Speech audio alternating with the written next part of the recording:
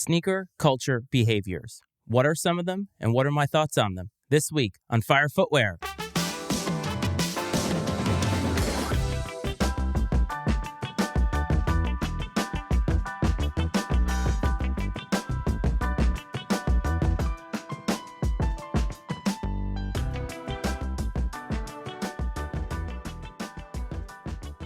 What's up, everyone? Welcome back to Fire Footwear. As always, this is your host, Matt Frates. I'm thankful that you are here and that you are back with this show. I want to say out front that I do apologize for not coming out with an episode last week. I'm not sure if it's evident by listening to this episode. I do some post-processing on this audio every now and again that I lost my voice last week, and I was very, very sick. I was not really in a place to record, and I just was unable to get an episode out.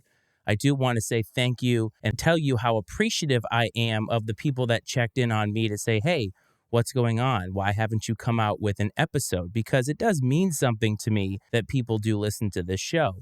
Now, this week, I want to talk about sneaker behaviors. The reason I want to talk about that, it is somewhat of a deviation from what we've talked about. The last couple weeks, I talked about the Royal Reimagine, and I talked about the sale of Complex. And by doing so, I'm talking about the sale of Complex now. I talked about the fact that sneaker culture and sneaker content had really been changing over the past few years, and that people were really consuming content in a different way. And as this show has become a little bit more popular, and I say that with a very modest tone, because I know that when it comes to sneaker content out there, I'm modestly popular. I'm relatively popular. I'm not going to sit here and tell you that I am one of the most popular sneaker contenters out there. And honestly, the more attention that gets put on this show, the more interaction that comes with it. And that's one thing that I love. One of the reasons that I created this content outside of my own personal satisfaction, of course, was to be able to talk to you, the sneaker consumer, because I feel like there are a lot of people who feel as if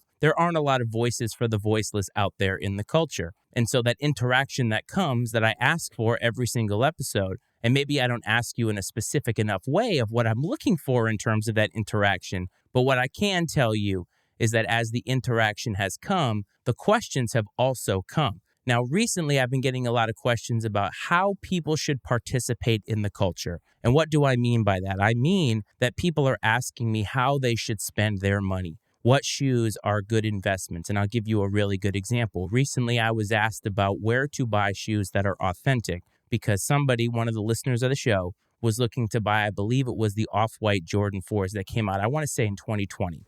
Those are some of the most popular off-white shoes that have come out. They're very good. They're not for me, but they're also very expensive because of the hype that comes with them. They also asked me about the April skateboard dunks and whether those were a good investment. I just want to say that when it comes to your money, and I feel like I've been pretty consistent about this, and I'm speaking with everybody about this. When it comes to how you spend your money, you should spend it how it is best for you. The way that I see it, sneaker culture is a lot different than it was even 2 years ago.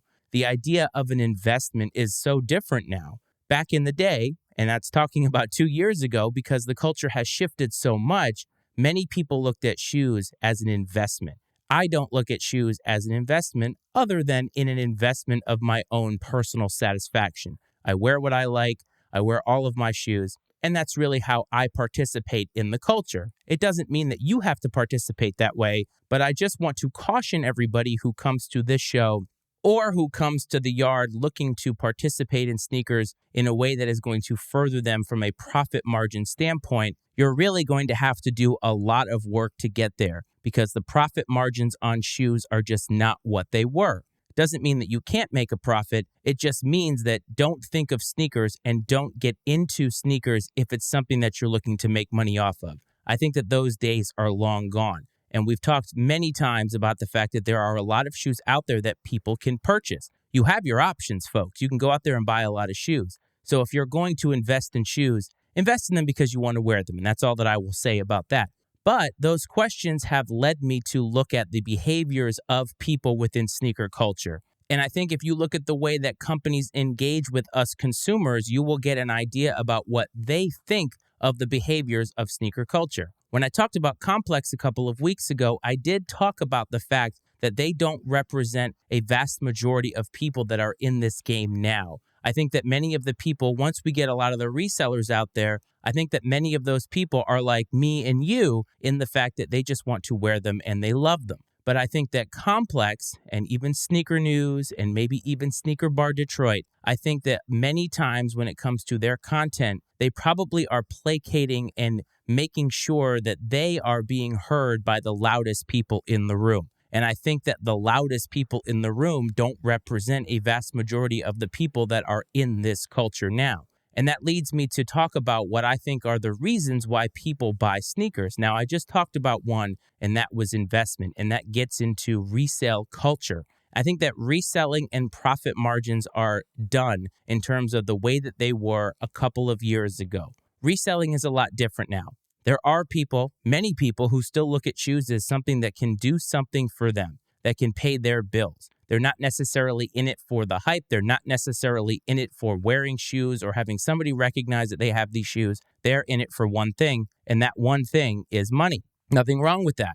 I think, though, that people who are looking at it that way are becoming more and more disappointed because I believe that the culture has shifted to the point that, number one, there are so many sneakers out there for you to consume, and number two, not all of them can sell out anymore because I think that the demand is just not there. It's not as cool to be a sneakerhead as it was. And why was it cool to be a sneakerhead? Well, that leads to the other reason, and that other reason is hype. Whether you want to believe it or not, hype is a real thing. One of the first episodes that I did when I came back off of the long hiatus of this show, I asked the question, what is hype?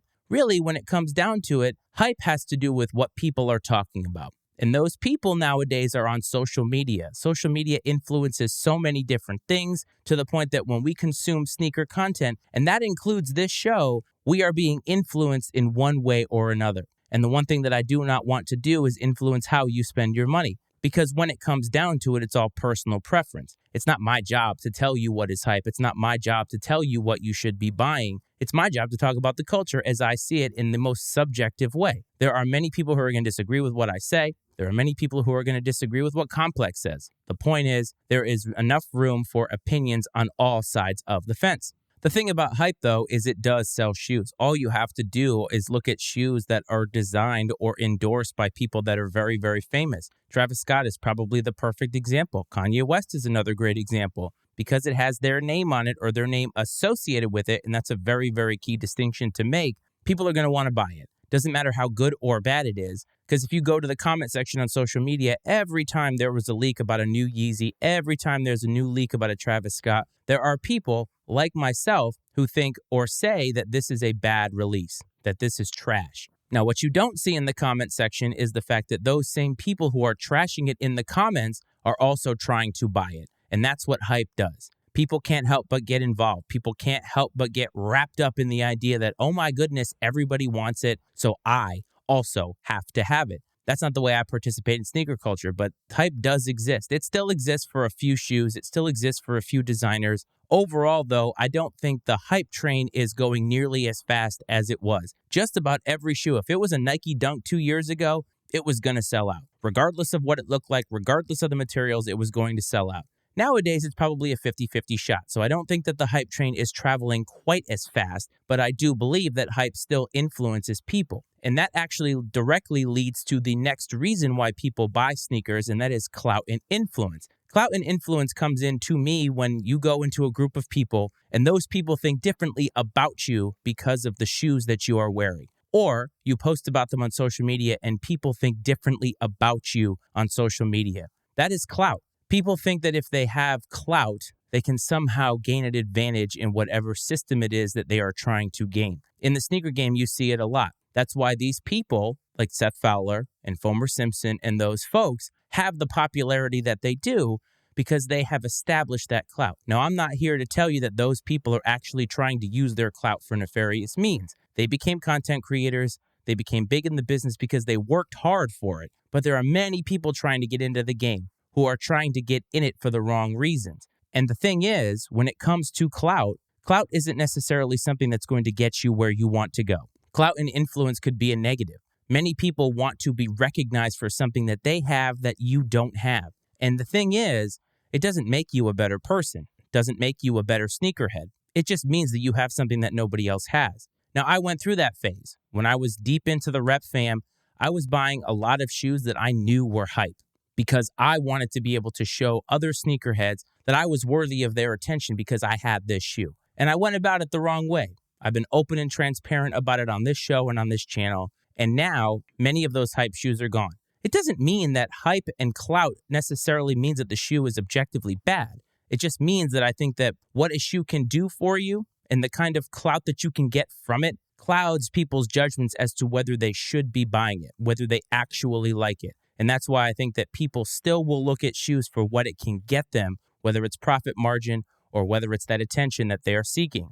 Another reason that people go after shoes is because they are collectors. A lot of the OGs who listen to this show, hopefully there are some of you, but many of the OGs have been in this game for such a long time. I'm very, very fortunate to have personally connected with some people that have reached out and told me that they listen to the show. One of them is my man KJ, and I want to give a special shout out to him because he was the first person to reach out about this show. He has been in this game a very long time, and he has stories that I will never have. He's not a collector, but he has been in that phase. He's been around long enough to appreciate the good things that have come before what we get today. The shoes that come out today are great. There are many great ones. But a lot of shoes in the past have laid the groundwork to where we are today. And people like him and other OGs like you know what that history is.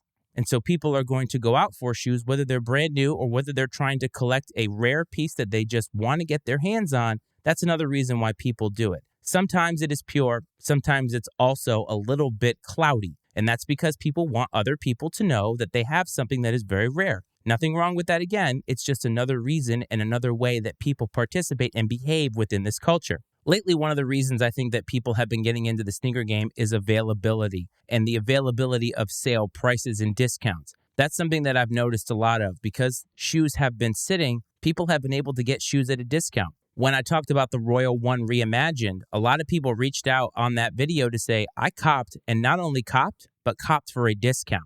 I've told you about the Air Max Big Bubbles, the OGs.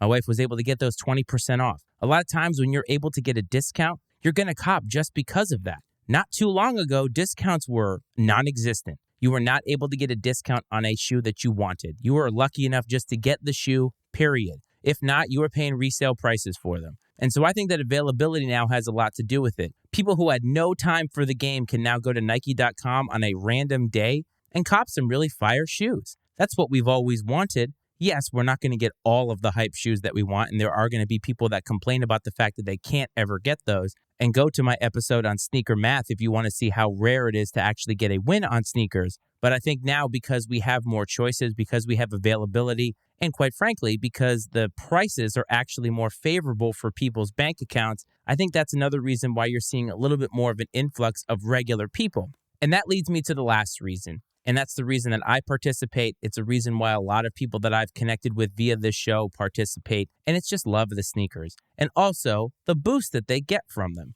I wear what I like. Today, I wore a pair of shoes that a lot of people would say, how could you wear those to a doctor's appointment? It's the thing, though. I just love them. Doesn't matter where I'm wearing them. Doesn't matter why I'm wearing them. I wear them because I love them. And that's all it is for me. And a lot of the people that I've connected with, they also feel the same way. The sneaker game is a wonderful thing. Putting on a fresh pair of shoes that make you feel better is also a wonderful thing. You don't have to justify why you wear shoes. You don't have to justify why they make you feel better. If they do, wear them. I always say, wear with confidence. Wear what you want to wear, participate how you want to participate, because that's all that matters. These are all the things that I have come up with as to why people participate in this culture. What is that reason for you? Doesn't have to be one of these. It could be another reason. Reach out and let me know. But before we get to that, we got to get to the release of the week.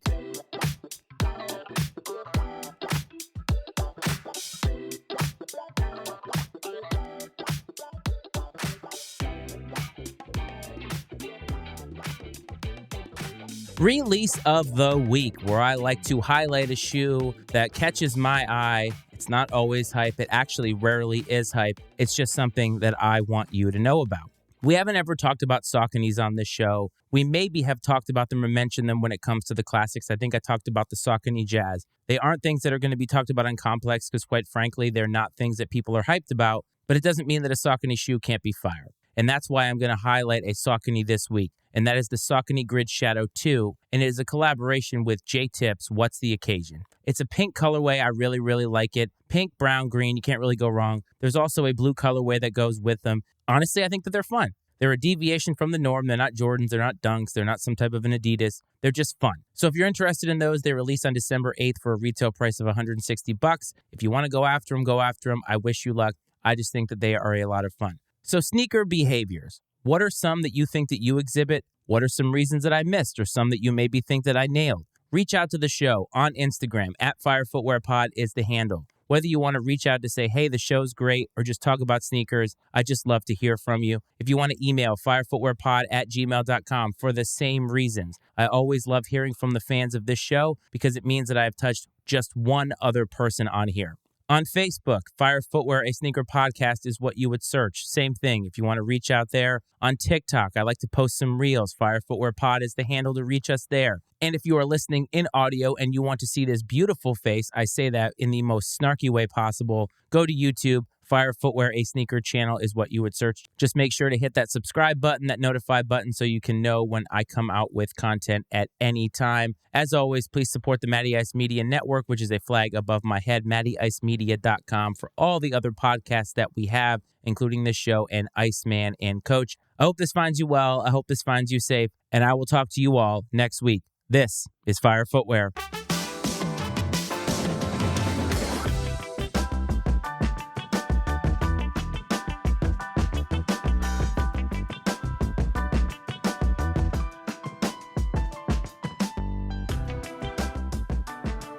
The opinions and viewpoints expressed on Fire Footwear are those of Matt Frates and his guests, and not necessarily those of the Matty Ice Media Network.